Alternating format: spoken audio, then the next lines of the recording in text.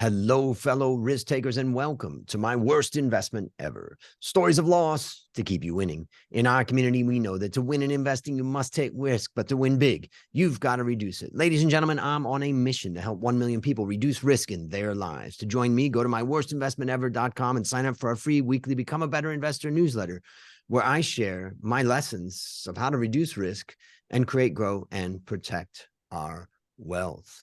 Fellow risk takers, this is your worst podcast host, Andrew Stotz from A Stotz Academy, and I'm here with Gisela Hausmann, who's come back. She was episode 539, where we talked about the story of how Jeff Bezos' Amazon considered my suggestions. And Gisela's back with some more writing, a new book, and a lot of advice for all of us of how we can allocate our creativity in a way that's appreciated. Gisela, take a minute and tell us about what you've been doing as far as writing's concerned, the new book, and what's going on, and tell us more about it. Hello, Andrew. So good to be back. And last time, indeed, we talked about my book, Inside Amazon, which was basically a manual of what I, as a transportation professional, saw what Amazon could do better at their warehouses. And of course, that's been a problem that has been raked to the media for a long time, but not even as intensive as I saw. And one reason might be that the journalists are just not transportation professionals. So they say hard work, and I can actually say, well, that didn't need to be that hard because you could make it simpler.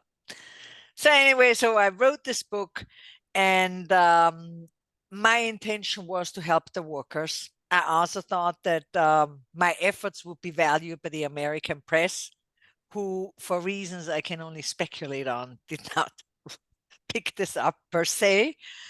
And I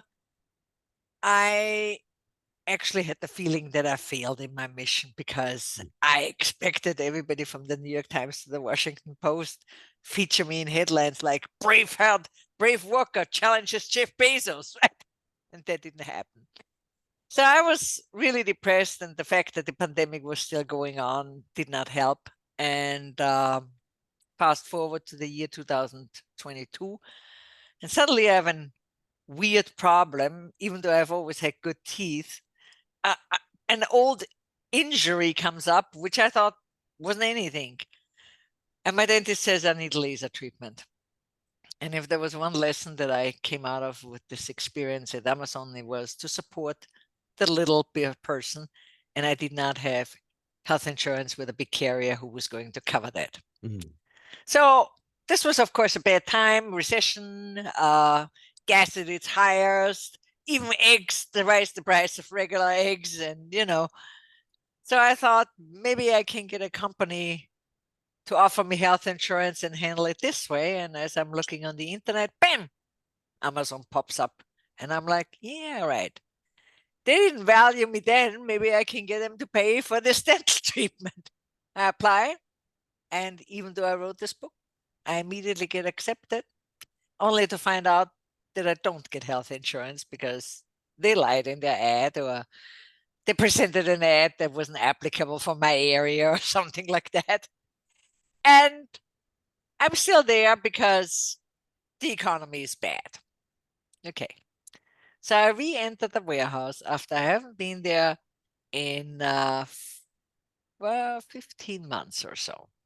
And to my utter surprise, I found out that Amazon incorporated all the changes that I mentioned in my book, including items which they couldn't have gotten from anybody else. Because at the time, they were running warehouses for more than 20 years and delivery stations for more than 7 years. And just when I published this, they suddenly have the same idea. That's kind of odd, right? Also, no journalist ever wrote about it. So I knew they had taken it. And I want to point out that they didn't steal it, because I wrote it, I published it, hence it was free for all to take. But of course, the proper thing would have been to call Gisela Hausmann and say, hey, apparently you know how that's done, right? Want to come to Seattle and talk with us? Which they didn't do. And this is a problem that I think that a lot of your listeners, our listeners, can relate to. We work for a company, we apply ourselves as best as we can, we come up with real brilliant solutions, but for some strange reasons, we don't get ahead. Our employer takes what we offer and, I don't know, promotes a 25-year-old who's just graduated college. And here we are feeling bad about it. And that's why I wrote the second book. Now, I unpublished inside Amazon, so it's not also on the market, and integrated the 2 chapters in which I tell, first of all, what was great about Amazon and why I was so thrilled about this company and how they actually started out. And then the second chapter that basically gives the list of what I thought could be improved, just to bring the proof that what I am saying is the truth. It was there. I published it. Amazon released it on their website. They sold it. It's a clear-cut case. I had the idea. And this is the essential part. My ideas were not only my creative energy as far as fixing the problem, I also engaged in the process of writing it down, applying a copyright, getting a Library of Congress number, and making it clear that this is my intellectual property. Never mind whether they took it or not, it's mine. Right. And that is one of the most essential parts if one is an employee who gets stuck in a company. You may want to think twice volunteering any ideas for which you don't get paid, because that's the flip side of this whole Amazon thing.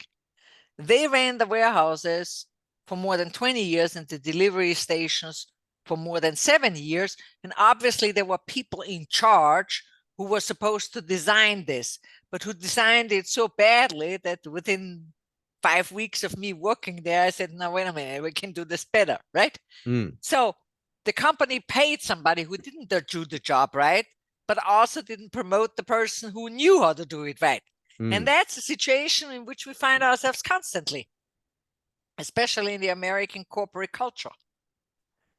So there's a couple of questions I have about it. So let's talk about, first of all, most employees don't make a lot of creative suggestions.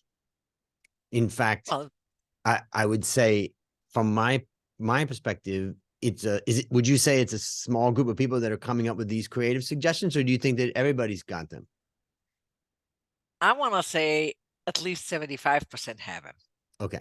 It's only, there are all these things which is now called corporate culture and the vibe in the company. And also people are afraid. It's nothing new that bosses occasionally don't like employees who are smarter than they are, right? And indeed, when I published Inside Amazon, somebody who was apparently a manager at another company was like, wrote in their review, I'm torn about this one. Of course, she was right that these things should be improved, but we just can't like the employees who know everything better than we do. So can we say that a second point, most employees have ideas that could be used for improvement. Absolutely. The second point is there are managers in businesses that even if the senior management want them to hear those ideas, those particular managers are not going to take them on board because they don't want to hear from people. I'm not necessarily saying that the top management really wants all these ideas, because I would think that my book went somewhat to a very high level, because I published my book on May 1st, 2021. And on June 1st, Amazon announced they were going to create 2 new leadership principles, including being the best employer. Really? This happened so shortly after I presented my book. That's kind of interesting, right? And then, of course, they didn't do anything right away. But They said it. And so, of course, there's different levels. But one thing's for sure, the manager that's closest to you is trying to guard his job the highest if he has an impression. And I think there's a lot of people who are really scared to bring in ideas, and they may be little things, but still they would improve the workflow tremendously or make things easier, or it may even be, so to speak, an extracurricular activity like a team meeting or whatever. Like, for instance, I know of a company where one of the employees brought in, and this is a company that works on Sundays. It's also a transportation company. And one of the team members brought in, but years ago, that they don't work on Super Bowl day. Apparently, everybody's a sports fan at this company, and it has improved the company climate. It could be something like that. I mean, there's like a wide range. But overall, I think that most employees, especially the ones who are dedicated and who like the employer, have ideas, and some say it. And those are the ones that get frustrated because they're like, hey, I'm here. What more can I do? And the other ones is like, maybe this isn't so good for me.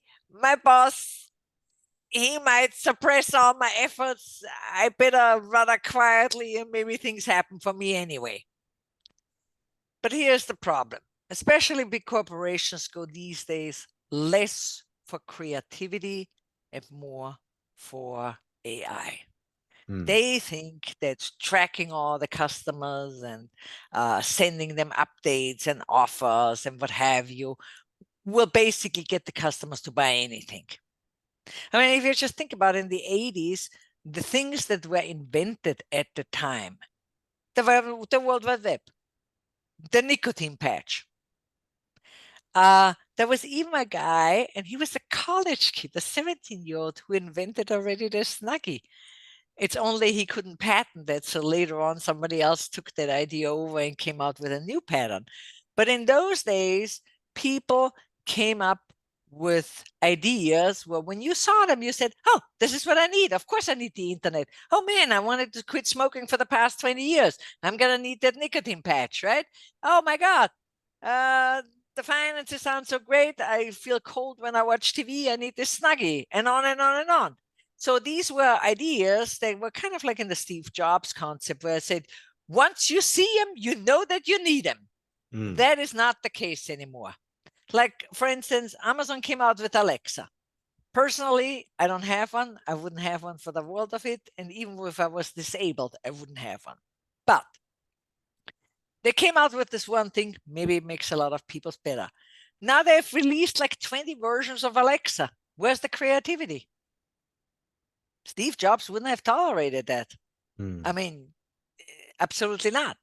It was like one invention that you see, and then that's the one that you have to have it. And by the way, Apple, who is still beholden to our Steve Jobs concept, the best idea must win, even if it's not mine. They were the ones that laid the fewest people off in this layoff wave at the beginning of the year, because they don't believe in AI. They follow Steve Jobs' mantra. And so that's why I think that the people who have the ideas, they have the most valuable capital. Not necessarily for a big corporation, because I don't think that the big corporations are going to change. But there are challenges all the time. Like, for instance, on the book publishing market, you think that Amazon rules it, but there is also the anti-Amazon Smashwords. Now they have teamed up with a print producer who prints on demand just like Amazon, and they're teaming up together. And of course, they're coming now with their own ideas and their own stuff. So there's always the competition, even if you think that the company rules the market totally. And then, of course, there is always things that can happen, which causes the bigger business to suffer greater damage than the smaller business. For instance, so the United States economic situation is not that great, right? It's not really a recession, but it's certainly not good. Well, a company like Amazon has to support their 1.6 million employees. So if business goes down, they're hit harder than the small business who operates with 200 employees, because they can somehow mend ends, and maybe they have to kick out 5 people or something and redistribute. They have it easier than the big guy. So, and that's where the creative people come in. They can offer themselves to these smaller companies who are eager to take a share of the big guy, but who need people with the experience. And of course, if they find somebody who is, so to speak, worked at the competition, that person is a good candidate, right? So one question I have is do you think it's an inevitability that even when a business is small, medium size, and they're true to their values, and then they become huge, do you think it's an inevitability that they just become not so humane, and it's just this, that they just can't be as responsive as, let's say, a medium-sized company? And if you think that that's the case, does that support us to say creativity and innovation really should come from mid-sized companies? Or how do you think about that? But certainly, mid-sized companies are a lot more flexible than big giants. There is no Yep. doubt about it. But I think, and that's especially true for Amazon, they follow principles which they just kick out, and which usually are taken up by the press and praised over and over again. And nobody actually thinks about the stuff that's being talked about. Like Amazon, I mean, you've heard it forever. Jeff Bezos' business took off and exploded, so to speak, overnight because of the flywheel theory. A flywheel concept is basically that a flywheel is an item most often to be found in a car, which stores the energy, which of course has been provided by the gas pedal, and not only stores the energy, it also evens out any Like fluctuation. unsmoothness in the cylinders and what have you. Okay. So the same thing is happening at Amazon, only because they kick the gas pedal constantly. Allegedly happening at Amazon. Because they kick the gas pedal constantly, the flywheel takes up more energy up to the point when it finally spins off into the universe and gets bigger and bigger. Okay, sounds great, right?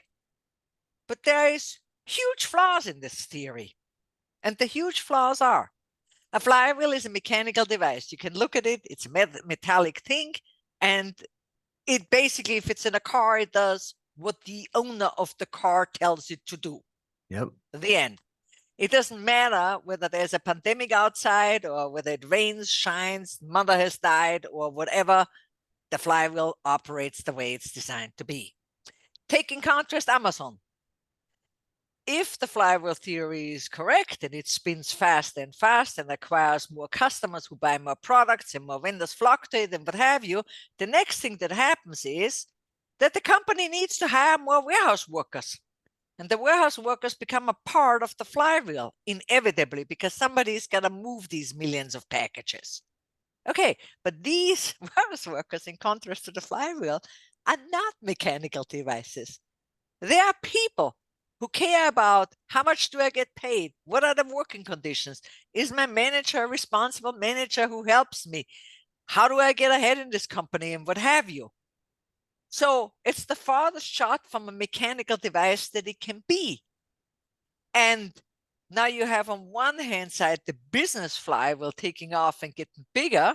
At the same time, this business flywheel requires that more people get in who bring human problems, and they drag that flywheel down again, which is basically exactly what happened. In after Amazon declared that they were going to be the world's best employer, and did not talk to me, but maybe they also didn't talk to other people. Who knows? They basically had these people and did not solve these people's problem. Well, the year after that, they paid $4.3 million for union for anti-union consultants. Mm. And last year, the year after that, more than 3 times as much, 14.3. One can only wonder, will they pay 30 million this year? Because that too accelerates with the flywheel, obviously. And the interesting thing about this is that Amazon in the beginning did it right. And this is why I'm talking about the mid-sized companies. Because in the beginning, Amazon came along and said, hey, you authors, you small publishers, bring your book to us. We sell everything. This was the total opposite of what Barnes and Noble said, because they said, well, you need to have an agent. And the agent said, well, you need to have a distributor, and we've got to vet your book. And was it featured in any magazines? And is it even really a good book? And what have you? So the same authors who felt put down by what was then the giant, because Barnes and Noble at that time had 860 bookstores in the United States, which is almost insane. So that big giant did it wrong, and all the little authors flocked to Amazon. Needless to say, they brought in all their friends. And that is a huge effect, because basically these authors were running around and telling their friends and family, hey, my book's on Amazon, you've got to buy it, right? And if they pestered this relative long enough, then he went to Amazon, bought the book, and he's like, oh my God, there's this other book that I could buy too. And now they're selling toys. Well, maybe I should buy some toys for my grandchild, and on and on and on, right? At the same time, Amazon courted the book reviewers, so they were gonna get the reviews. And of course, they were like, I'm a social media person now, right? So they told everybody that they're social media star. And of course, brought people in. And the same thing happened on the product sector. And these were, so to speak, the flywheel spinners who went ahead and brought in all the people when Amazon was a mid-sized company and not the giant that they are today. And unfortunately, they let this get out of control. Scammers invaded the thing. But instead of replacing that human flywheel that they had with a new human flywheel, which could have been 1.6 million warehouse workers. I mean, one has to digest this number. Any presidential candidate in the United States would be happy to have 1.6 campaign helpers, right? And Amazon employs them. So all they need to do is show these people that they care, just like they showed the indie authors and the reviewers and the social media influencers in their early days. And then these warehouse workers would have been, again, the same people that pushed the flywheel. And what did Amazon do? They didn't do anything. So in my book suggested, and of course that was too late, that during the peak season 2020, when the pandemic was still ongoing, Amazon should have rewarded their warehouse workers with an extra bonus that they never got before, a free Prime membership. Now there is like an idea with capital lying around that can't even be measured. Because by giving their warehouse workers free Prime membership, obviously they would have bought on Amazon, right? Because now they had the Prime membership. Secondly, they would have shown that they care. But more importantly, if they would have done this step, the media would have gone ahead and would have written, Jeff Bezos gives his warehouse workers who worked the whole year to make all the poor people who had to stay at home happy an extra gift, a Prime membership. And in doing that, Bezos would have gone ahead and actually upgraded his Prime membership. It's a gift that is so valuable that I give it to my people. I reward the people who saved lives during the pandemic, right? And that would have been a great campaign. I mean, you would have had it trending on Twitter. Jeff Bezos gives away Prime membership. The word Prime membership would have trended on Twitter, right? It would have been great. And they skipped on that, and it's unclear why, because what replaced that was the headline, Amazon drivers have to pee into bottles. Now pick your pick, which is great. the one or the other, right? And And that's why do the you think they did that? I mean, well, the driver's problem was actually not really their problem. That is to be said, because Amazon didn't start the pandemic. Amazon had nothing to do with the fact that supermarkets, coffee houses, gas stations, etc., locked off their bathrooms. And three, most of the drivers probably wouldn't even have gone into the public bathroom because you didn't know who was in there before, and that person may have had COVID, right? So what they really should have done is set up porta potties, and they skipped out on that too, and none of the journalists noticed it. I can't say anything about it, but what I'm saying is if my business trends that my workers have to pee into bottles and I have the opportunity to do something like I'm giving them Prime membership, my Prime memberships are so valuable that they love it, right? Then I'm picking that choice because it's an image campaign. And that's the kind of ideas that are completely missing at Amazon. So let's completely. Let's think about my audience who don't work at Amazon, and they have small, medium-sized businesses. They're trying to be big. They want to be big like Amazon if they could be, but they're far away from that.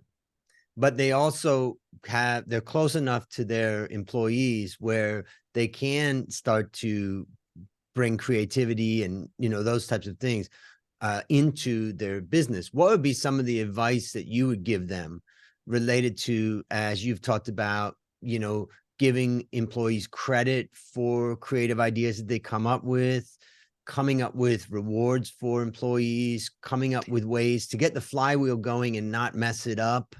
What are some of the advice that you would have for those people? The very first thing that I would say is make a written plan. If you come up with ideas that we are going to do at this business, then this is how we are going to reward you. And it should be something better than an in-house product, right? Not an Alexa if you're Amazon or whatever. It should be something special, or a promotion, or a promotional ladder, or something where that employee says, I can bring myself in here because these people value me. And of course, inevitably, creativity creates more creativity. If my colleague Susie, who sits at the next desk, was the employee of the month and, I don't know, got an extra bonus gift, a financial one or something of that nature, then I'm going to be trying to have it next month, right? Obviously. So that's really a way to encourage it. But if you don't do it black and white, then it's not going to happen, because inevitably all of us have had experiences where we were overlooked or what have you. So inevitably we're suspicious. We don't necessarily trust everything. But if it's in black and white and it hangs in the conference room and everybody can see it and take a picture on their cell phone, then obviously it's true. And that is the first step that I would do. And how do you handle the objection that the owner of that company or the senior managers say, oh, now employees are going to claim everything that happened was their idea, and now all of a sudden we're going to be giving out bonuses all the time because everybody's going to come in and say, well, I came up with that idea and then you got employees fighting. No, I came up with that idea. How do you handle that? Well, you have to have a format. I mean, I don't want to say it's a scientific thesis or something, but I mean, there needs to be maybe 2 or 3 page paper analysis. Right now, we're doing things this and that way. Right. And the problem that I see with this process is that whatever is happening, and then if we fix this by doing that, then we make a prognosis that the results will be improved in whatever way. And of course, everything needs to be measured and weighed. People need to think through their ideas. Just having an idea isn't good enough.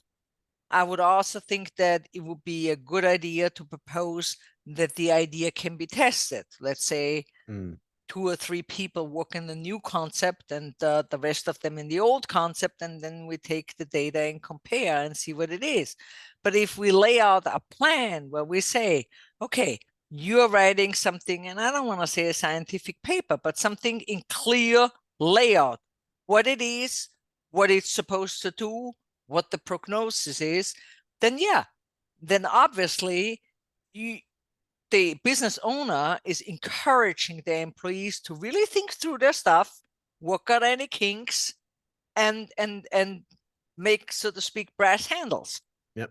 And what about for generally I've studied a lot under Dr. Deming, and he talked a lot about being careful about doing individual incentives, because all of a sudden you set up some internal competition when really what you want is everybody to be working together.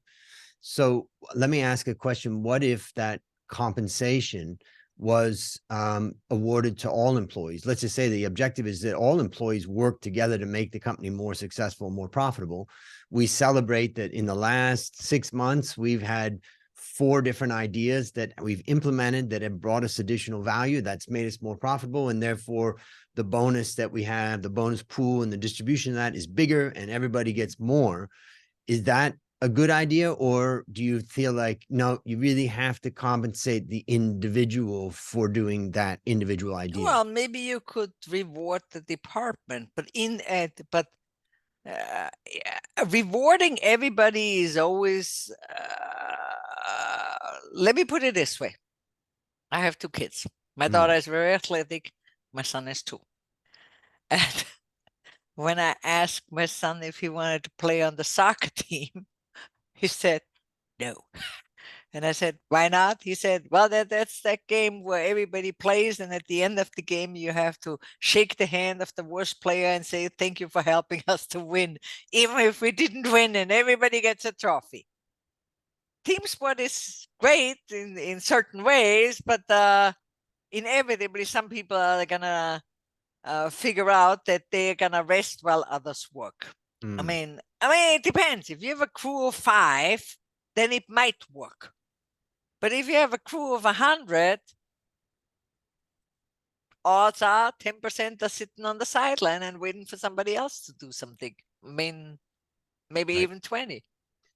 So it sounds to me, I mean, I'm gonna, some of my thoughts in wrapping up, one of them is that once a business becomes so massive, it's almost impossible for it to truly improve. And it really takes, they just have economic power that drives their improvement rather than people power, creative idea power. And I don't think that. Yep. Look at Apple. Yep. There needs to be a vision. There needs to be a mantra. And anybody can go on YouTube and watch Steve Jobs in hundreds of interviews always saying the same thing. The best idea wins. And there's one interview among them. Isn't Jeff Bezos known for saying this kind of intense focus on the customer? Isn't that what he always says is, you know, we are constantly focused on the customer? But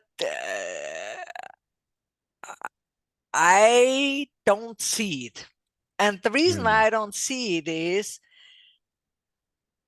for instance, and I wrote this in my book too. Yep. That's a story that's in my book, and anybody can check it out. If they can pick any author. I picked Oprah Winfrey. Oprah Winfrey, when she mentions a book, she can sell more books than Jeff Bezos will ever sell in his life. Because she just needs to drop the title, and 3 million people rush and buy this book before they have sat down on the chair or whatever. That's the way, that's the power she has. And Oprah Winfrey writes books. And if I go on Amazon and I type in Oprah Winfrey, I have first 3 ads flashing up, which I could buy if I just pay enough money for that ad. And that person that wants to see Oprah Winfrey's book will see my books. Yep. Will that person buy my book? Hell no. They're going to say, I want to see Oprah Winfrey. I mean, Oprah Winfrey is Oprah Winfrey. We don't need to discuss who she is. And I mean, I've run the same tests with other things. Like, for instance, I typed into my computer Campbell's tomato soup. Now, there are two kinds of Campbell's tomato soups: the cans and Andy Warhol's painting.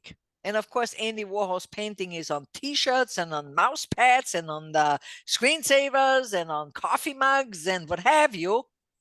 And when you go on Amazon and you type in Campbell's tomato soup, you will not see a page with all Campbell's tomato soup true. No, you will even see meaty soups. And coincidentally, I discussed this with a friend of mine and I forgot, but he's a vegetarian. And he's like, beef broth? No, just not. I mean, this is not customer service. If I ask for tomato soup and I get to see beef broth, because I don't eat beef broth because I'm a vegetarian. So is the message that you're saying then is it's not enough to have a vision or a defining thing. You have to make sure that it's being implemented in the business, and that's happening at Apple, but it's not happening at Amazon. No, I think that what happened at Amazon is that years ago, Amazon had this vision of the customer, because of course then they were haggling for every one of them, because there was Barnes and Noble who said, come to us, browse for free, and we'll give you a cup of coffee too. And by the way, you can read all the magazines in the world. So this was Amazon's competition. So they said, we focus on the customer. And that was also the same time when they also catered to little authors, small publishers, reviewers, and people who maybe had a website about gardening and offered all the gardening books that Amazon had with affiliate links and made a little bit of affiliate money on there. Like it was like between 5 and 15%. So these were all Amazon's customers, and they tried to make it happen. And that was when the flywheel worked. And in the meantime, they're just talking about the customer. But anybody who goes on their website and calls up a product that they never call up will see that they get to see something completely different. And they don't get to see this because Amazon's algorithm is bad. They get to see this because Amazon wants to make money on the ad buyers. And so they have to show whatever the ad buyers buy for. And that may not be the thing that the buyer wants to buy. Okay. Obviously. So I want to wrap it up here, but my first thing I want to tell the listeners and the viewers out there to grab the book. I'll have the link in the show notes and, learn more about it. I think from my perspective, what I enjoy about it is, given that I have a small business myself with about 100 employees in my coffee business, and it's a tough business. It's tough. And our workers in the factory, our workers in the roasting, our workers that are service techs, our delivery is tough. But what I'm hearing from you is take care of your workers, get their creativity and reward them for their creativity, listen to what they say, make it a better place. And that's part of the message. The second part of the message I take is how that it's large companies start to fall apart. And I just feel like to have strong economies, you need kind of small and medium-sized business. So what would be your final words for the audience? Well, I want to correct you on something. I think, and this is not a religious approach. This is just a consequence of life. When you do the right thing and you work, so to speak, in the need and try to solve this and say, okay, these are humans. These people depend on me and, they want to work for me and all this and that, then you create positive energy. And if you create positive energy, everybody wants to be with you. And this energy is transferred out. This was exactly what I meant with the Prime membership. These 1 million people would have run around and said, guess what? I have a Prime membership. And maybe cousin would have said, well, I don't have too much money. Can you order for me so I get it in the next day too, or stuff like that? So they would have actually boosted their business, because when you throw out positive energy, the people that you work with carry this energy into the rest of the world. Whereas on the other hand, if you do the negative thing, like what Amazon did to me, they just took my ideas and didn't do anything, then they carry over the negative energy and it promptly bit them in the shoe because now they had to pay the anti-union buster, the union busters, and had to pay him $4.3 million, and the next year even more. So yeah, you have to create that positive energy. And the first thing is by thinking, we need those ideas, and what are we going to do to get them? When it's already more than a decade during the Great Recession, I was working for a construction company, which actually was that way. Small business. I want to say we had like 96 or 88 employees, something like that. And of course, during the Great Recession, the construction industry was hit first. People sat there in the evening on their own time, not getting paid for the extra time, trying to save the company. I've seen it happen because that's what this will create. And of course, in a world like this, where a lot of people get cheated, if your employees carry forward who you are, they will bring the people to you. Great. And you gotta see it. But I also want to say that my book is also written for people who may, like me, be sitting in a corporation, maybe to get the experience or maybe to make the money. I mean, you need money to start a business or to make the contacts, which is another way. And they are caught in this. So my book actually lays out a plan how you can maneuver yourself out of that. And I wrote this in the same spirit, share my experiences, tell my story, give others a blueprint. Because if you pay it forward the good way, and they see that this works for them, they're going to run around and say, you got to read Gisela's book. Hey, this woman really tells you the story. Yep. This is not some blah, blah, blah, blah, but she gives you the details, right? So yeah, this is the way how it works. This is the actual flywheel. So Gisela, I want to thank you for joining again and also sharing your vision of positive energy and the flywheel that can create. This is your worst podcast host, Andrew Stotz, saying, I'll see you. Thank you. Yeah, thanks. And I'll see you on the upside.